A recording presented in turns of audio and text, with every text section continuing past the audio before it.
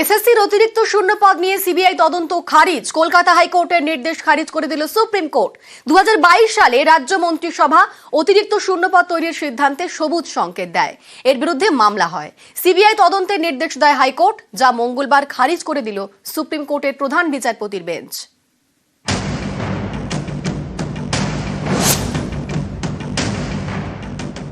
SSC নিয়োগে অতিরিক্ত শূন্যপদ তৈরি করে রাজ্য সরকার।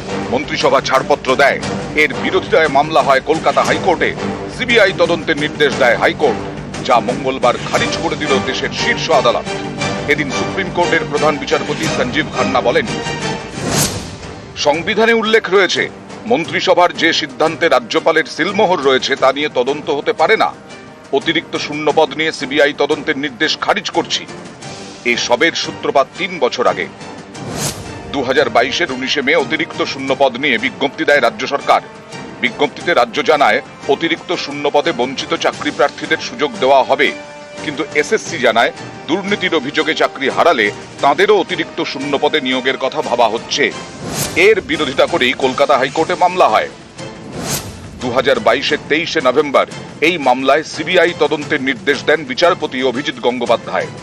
এই নির্দেশকে চ্যালেঞ্জ করে ডিভিশন বেঞ্চে যায় রাজ্য। সিঙ্গল বেঞ্চের রায় বহাল রাখে ডিভিশন বেঞ্চ। রাজ্য তখন সুপ্রিম কোর্টে যায়।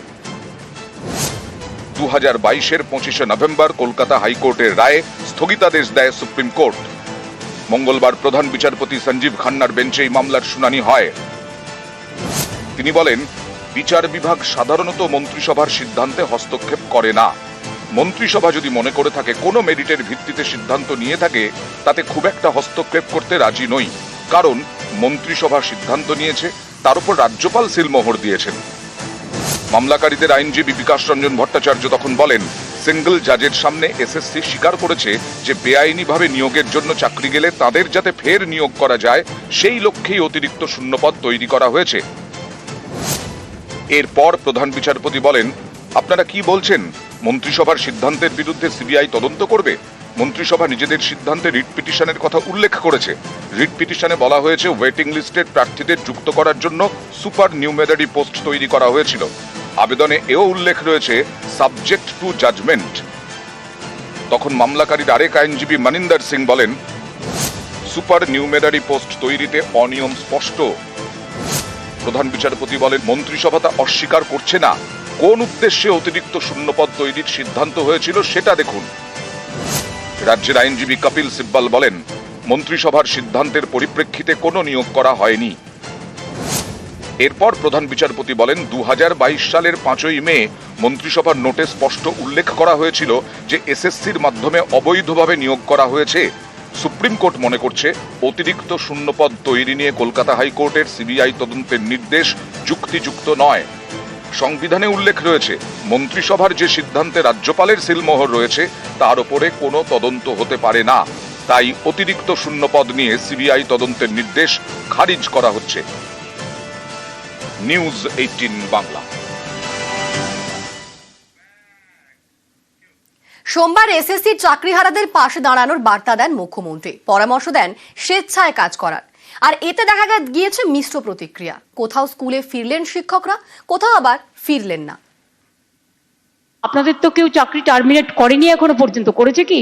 কোন নোটিশ পেয়েছেন? আপনার বিরুদ্ধে দুর্নীতি না যদি প্রমাণ করতে পারে তো কি আপনাকে কেউ যেতে বারণ করেছে? আপনি আপনার কাজ করুন না। আপনার কাজ কে বারণ করেছে? ভলেন্টারিলি সার্ভিস কিন্তু সবাই দিতে পারে। সোমবার এই বার্তা দেন মুখ্যমন্ত্রী। পরের দিন কোথাও কোথাও স্কুলে ফিরলেন শিক্ষকরা। যেন আমাদের সম্মান ফিরে আসে।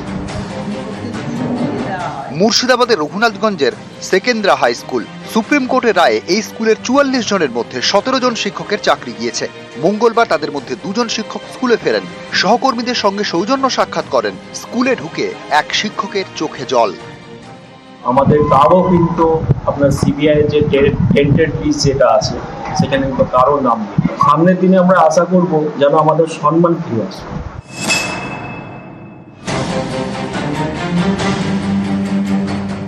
বীরভূমের পাড়ুই থানা এলাকায় অবিনাশপুর শ্রীরাম উচ্চ বিদ্যালয়। এই স্কুলে মঙ্গলবার কাজে ফেরেন চাকরিহারা শিক্ষক মমতাজ খাতুন।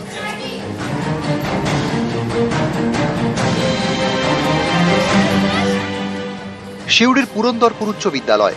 এদিন এই স্কুলে ফেরেন চাকরিহারা শিক্ষক নিমাই দাস এবং এক গ্রুপ ডি কর্মী।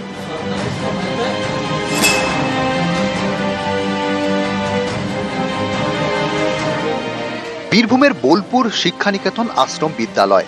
এই স্কুলের ইতিহাসের শিক্ষক ছিলেন ইন্দ্রজিৎ মুখোপাধ্যায়। তিনি দৃষ্টিহীন, সুপ্রিম কোর্টের রায়ে চাকরি গিয়েছে। মঙ্গলবার তিনিও স্কুলে যান, পরীক্ষাও নেন।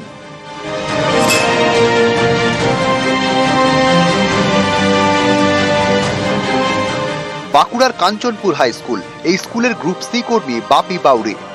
চাকরিহারা বাপি মঙ্গলবার স্কুলে যান।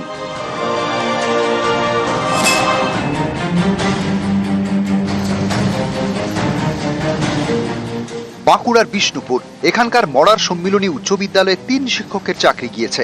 মঙ্গলবার তাঁরা কাজে ফেরেন। তাদের দাবি, পড়ুয়াদের ভবিষ্যতের কথা ভেবেই স্কুলে ফিরেছেন। মানে স্কুলে পরীক্ষা চলছে, তাই স্টুডেন্টদের স্বার্থে আমরা এলাম আজকের দিন।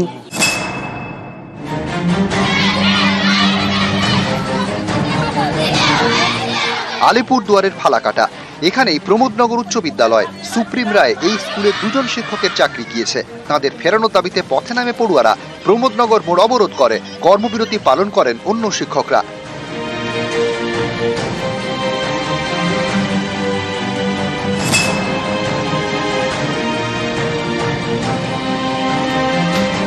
উত্তর 24 পরগনার বাগদা ব্লকে হেলেঞ্চা উচ্চ বালিকা বিদ্যালয়। সুপ্রিম কোর্টের রায়ে এই স্কুলের 4 জন শিক্ষিকার চাকরি গিয়েছে। ফলে অঙ্ক এবং ভৌত বিজ্ঞানের কোনো টিচার নেই। 3 প্যারা টিচার স্কুলে আসছেন না। কর্তৃপক্ষের দাবি, স্কুল চালাতে হিমশিম খেতে হচ্ছে। মাধ্যমিকটা আমি চালাতে কি করে চালাবো আমি এখন সেটাই বুঝে পাচ্ছি। ম্যাথ পুরো শূন্য এবং ফিজিক্সও শূন্য। আসানসোলে রানীগঞ্জে বাসন্তী দেবী বিদ্যালয়। এই স্কুলে 27 জন শিক্ষক শিক্ষিকার মধ্যে 12 জনের চাকরি গিয়েছে। এখানেও স্কুল চালাতে সমস্যায় পড়ছেন প্রধান শিক্ষক।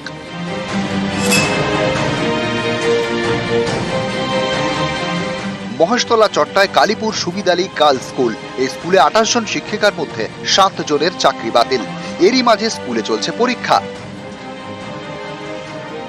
হুগলিতে চন্দ্রহাটি দিলীপ হাই স্কুল। এই স্কুলের পলিটিক্যাল সায়েন্সের শিক্ষক অমিত মণ্ডল। সুপ্রিম রায়ে চাকরি গিয়েছে, কিন্তু কাজ বন্ধ করেননি। উচ্চ মাধ্যমিক পরীক্ষার খাতা দেখেছেন, সেসব এবার জমা দেবেন।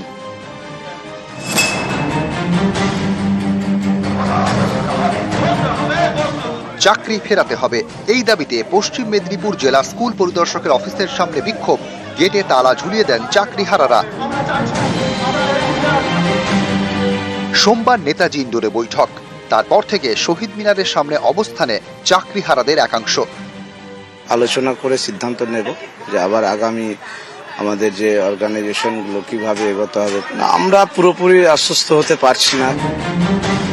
নিউজ 18 বাংলা।